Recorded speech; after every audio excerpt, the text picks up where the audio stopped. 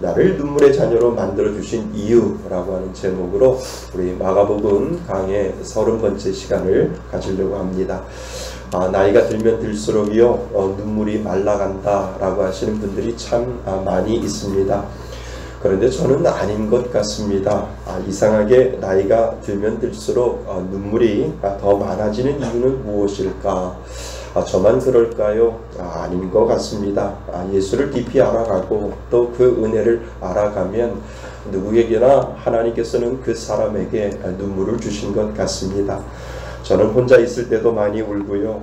기도할 때도 많이 울고 요즘은 드라마 볼 때도 그렇게 눈물이 나는지 모르겠습니다. 특별히 제가 목사이니까 말씀을 묵상하다가 주신 은혜가 감동이 되면 어느새인가 눈물이 흘러나오는 그 경험을 많이 하게 됩니다. 아무리 강한 사람이라고 할지라도요, 나를 눈물 나게 하는 무엇인가가 있고 나를 눈물 흘리게 하는 누군가가 분명히 있습니다.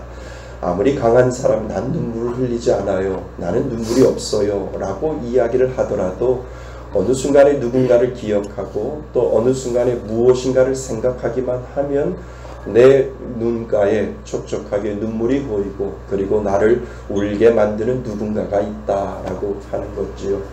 제가 아는 어떤 장로님은 아주 강하신 분이에요. 어떻게 보면 찔러도 피 한 방울 안 나올 정도로 그렇게 강하신 분이에요. 그런데 어느 한순간에 누군가를 생각을 하면 그분에게는 눈가에 눈물이 고여 있지요.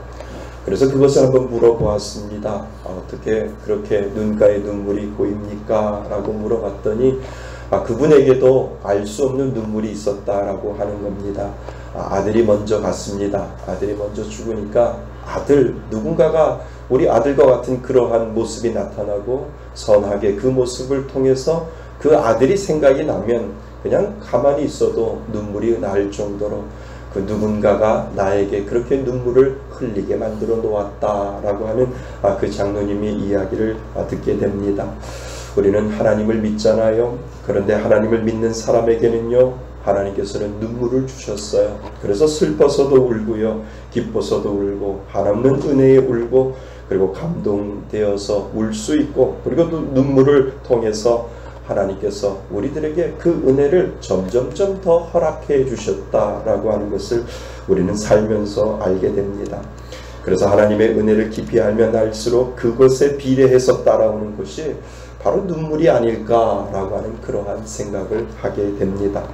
오늘 한 여인에게 하나님이 눈물이라고 하는 것을 주신 것 같습니다. 한 어머니가 귀신 들린 딸로 인하여 고통당하고 눈물로 하루하루 견디는 모습을 오늘 본문은 우리들에게 보여주는 듯 합니다. 성경은 이 여인을요, 헬라인이라고도 이야기를 하고 그리고 수로보니게 여인이라고도 설명을 합니다. 마태복음 15장에 보면 같은 구절이 내용이 나오는데 이 여인을 가나안 여인이다 라고 이렇게 소개를 하고 있습니다. 한마디로 이 말은 무엇이냐 하면 이 여인은 유대인들이 개라고 무시를 하고 함부로 대하는 이방인이었다라고 하는 것을 우리들에게 가르쳐 주고 있습니다. 귀신 들린 자신의 어린 딸을 인하여 눈물이 마르지 않는 한 여인을 우리들에게 보여주고 있는 것을 우리는 보게 됩니다. 더러운 귀신이 들려서 날마다 죽어가는 불쌍한 딸을 생각하면 그 어머니는 가슴이 미어질 수밖에 없고 그 어머니는 그 딸을 생각하면 울 수밖에 없는 그 눈물의 어머니를 오늘 성경은 우리들에게 설명을 하고 있습니다. 그 어머니가 보통 우리들의 어머니이겠지요. 제가 아는 권사님이 계십니다. 그분에게는 정신이 약간 힘들어하는 딸이 있습니다. 그 딸을 제가 30세 때, 30살 때 봤는데 지금은 한 40이 되었겠지요. 오빠가 있는데 오빠가 결혼을 했고 40이 된 딸은 그 권사님 부부와 함께 지금도 살고 있습니다. 그런데 늘 한숨과 걱정으로 하루하루를 살아가고 있습니다. 뭐라고 하면 지금이야 돌볼 수 있는데 우리 부부가 죽으면 저 녀석을 어떻게 할까라고 하는 걱정과 근심이 그 권사님 부부에게는 분명히 있었던 것 같습니다. 그래서 지금이야 건강할 때는 괜찮은데 우리 부부가 나이가 들어서 죽으면 저렇게 정신이 온전하지 못하는 내 딸을 누가 돌볼 수 있을까라고 하는 그 근심과 걱정이 그 권사님 부부에게는 있었던 것 같습니다. 때로는 방에서 못 나오게 막아보기도 하고, 때로는 정신병원에 입원도 시켜서 보고, 늘 마음의 생각은 딸에게만 가 있었던 것 같습니다. 그래서 새벽때만 되면 늘 눈물을 흘리며 하나님 앞에 기도를 하지요. 눈물이 마르지 않았던 그러한 모습들이 생각이 납니다. 오늘 본문에서도요, 어른 딸이 귀신 들렸다라고 성경은 이야기를 하잖아요. 성경은 그 몰골을 우리들에게 자세히 설명을 하고 있지는 않은데 여러분과 저는 상상해 볼 수 있지 않겠습니까? 그 얼굴이나 몰골이 정말 처참한 상황 속에 있지 않을까라고 하는 그러한 생각을 우리는 하게 됩니다. 어머니가 그 딸을 고치기 위해 별의별 노력을 다 했겠지요. 의원이라고 하는 의원은 다 찾아갔고 좋다고 하는 약은 다 먹였겠지요. 자기가 아는 신의 이름을 부르면서 간절히 기도도 분명히 했었을 것이다 라고 하는 사실을 우리는 어림짐작 말씀을 통해서 볼 수가 있습니다. 하지만 노력하면 노력할수록 그 여인에게 찾아오는 것이 있었는데 절망이라고 하는 것을 그 여인에게 찾아오게 되는 것을 우리는 알게 됩니다. 아무리 노력하고 아무리 기도해도 더욱 절망에 빠지게 되는 것을 우리는 보게 되지요. 얼마나 많이 눈물을 흘렸을까. 그 여인이 가지고 있는 그 딸을 향한 눈물은 우리가 과히 상상할 수 없는 그러한 눈물이 아닐까라고 하는 생각을 하게 됩니다. 그런데요, 오늘 성경에 보니까 그 절망의 끝에서 한 줄기 빛이 보이기 시작하는 것 같지 않습니까? 그리고 그 빛을 보고 나아갑니다. 그 빛이 무엇일까요? 그 당시 죽은 자도 살리시고 병든 자도 낫게 하시는 예수님이 그 동네에 오셨다라고 하는 소문을 그 여인은 듣게 되지요. 그것이 그녀에게 한 줄기 빛이었을 것 같습니다. 희망을 찾는 듯 했지요. 그래서 예수님을 찾아가는 모습이 오늘 본문에서부터 시작되는 것을 우리는 보게 됩니다. 그런데 그 여인은 예수님 때문에 다시 절망을 경험하게 되는 것을 우리는 보게 됩니다. 예수님이 이 어린 딸을 고쳐달라고 하는 이 여인의 간구를 아주 철저하게 무시해버리고 있는 것을 우리는 보게 되지요. 치유받으러 갔는데 오히려 상처받고 오는 그러한 느낌을 우리는 본문을 통해서 알 수가 있습니다. 요즘 저는 의사들에게 상처를 많이 받는 것 같습니다. 택시를 타고 병원에 30분을 갔는데 의사는 고작 1분밖에 못 보는 것 같습니다.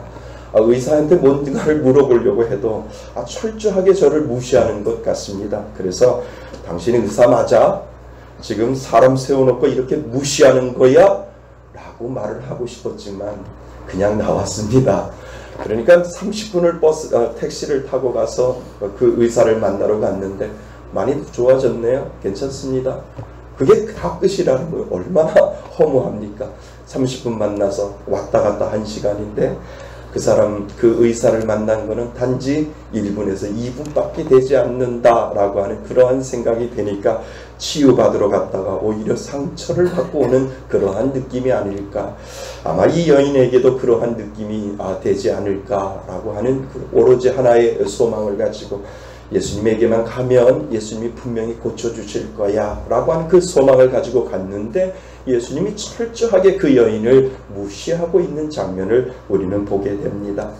마태복음을 보면은요, 여인이 소리를 지르며 간절히 부탁을 합니다. 얼마나 간절했으면 내 딸이 더러운 귀신에 들려 지금 죽어가고 있으니까 예수님 내 딸 좀 살려주세요 라고 하는 그 간절함으로 예수님 앞에 간곡하게 부탁을 하게 되는 것을 우리는 보게 됩니다. 그 딸을 위해서 지금 유일한 희망인 예수님께 나와서 한마디로 부르짖어도 기도하는 것이지요. 그런데 예수님이 그 여인을 무시하고 있는 것을 우리는 보게 됩니다. 목회하는 가운데요, 정말 간절하게 기도하는 성도님들을 참 많이 만나봅니다. 삶의 문제가 정말 기도 없으면 안 풀리는 정말 절망 같은 일들 때문에 기도하지 않으면 안 되는 성도님들을 목회를 하다 보면 참 많이 보게 되지요. 그런데 기도를 해도 안 돼요. 정말 어떻게 해야 그 문제가 풀릴까? 어떻게 하면 회복될 수 있을까? 그런 상황을 가지고 정말 하나님 앞에 간절히 기도하는 그러한 성도님들을 목회를 하다 보면 참 많이 만나게 됩니다. 그래서 제가 하나님 앞에 따지지요. 하나님 제발 좀 어떻게 좀 들어주세요. 그 기도 간절히 하나님 앞에 눈물 흘리면서 기도하는데 제가 할 수 있는 것은 좀 틀어주는 것밖에 없습니까? 하나님 좀 그 기도를 눈물 흘리면서 하나님 앞에 기도하는 것 좀 들어주세요 라고 하는 그러한 안타까움으로 하나님 앞에 간절히 기도할 때가 참 많이 있었던 것 같습니다.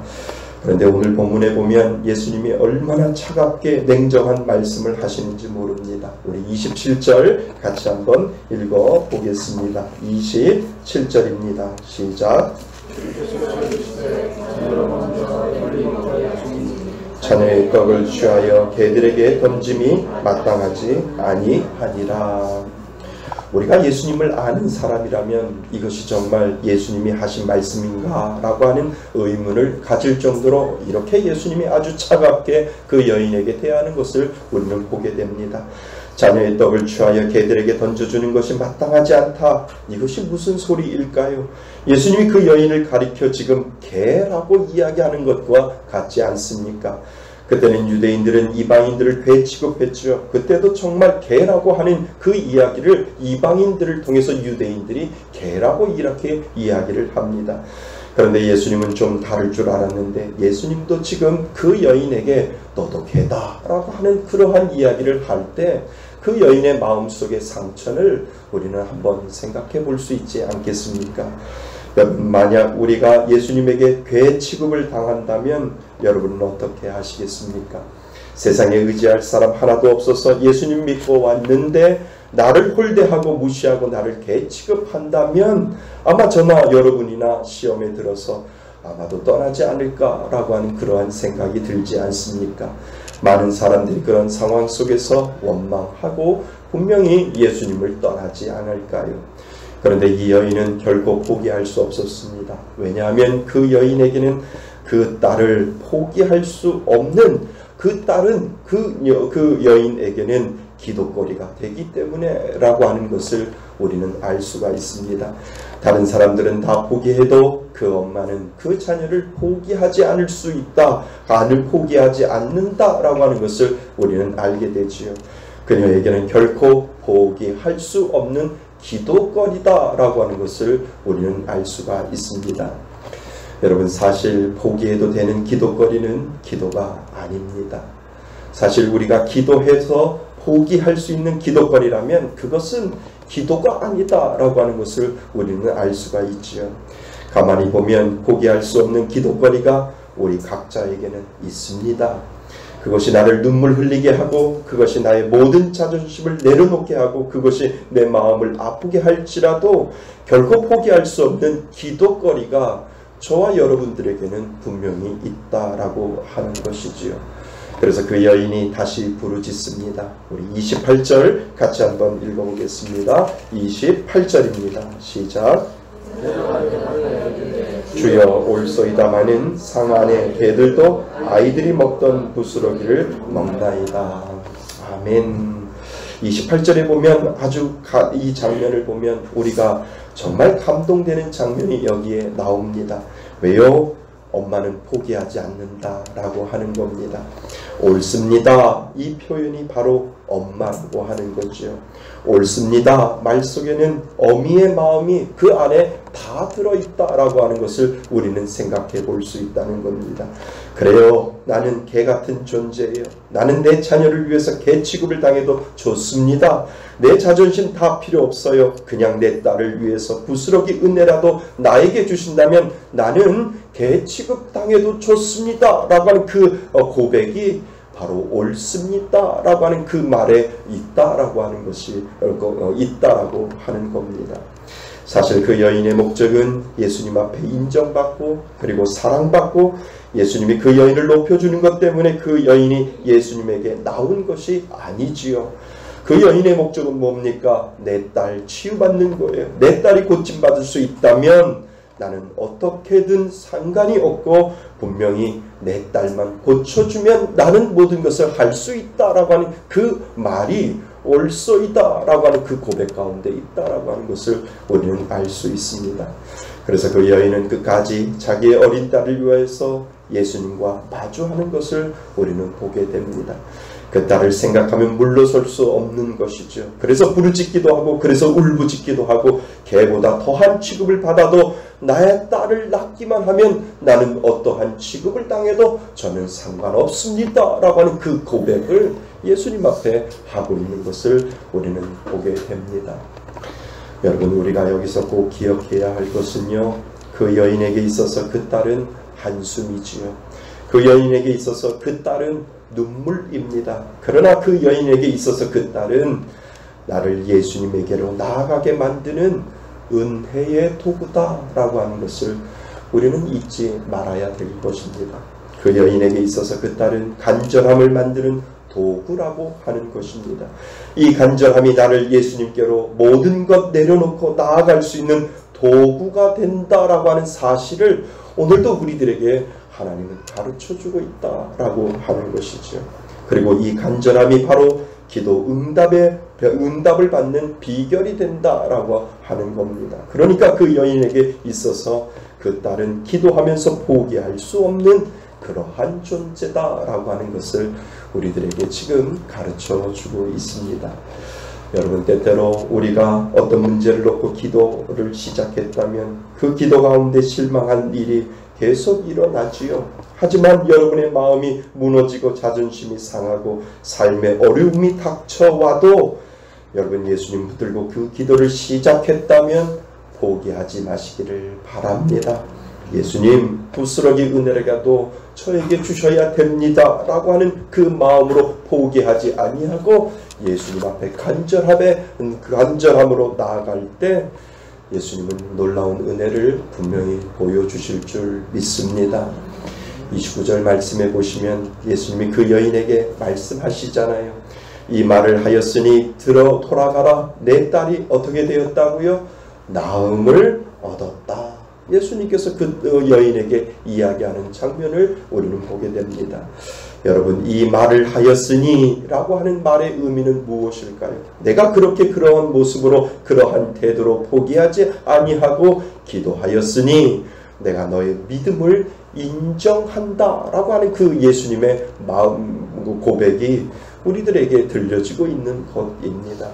그 여인은 예수님에게 포기하지 아니하고 끝까지 예수님에게 나아갈 때 예수님께서는 그 믿음을 인정하시고 내 믿음이 너의 딸을 구했다라고 예수님께서 인정하고 있는 모습을 우리는 보게 됩니다.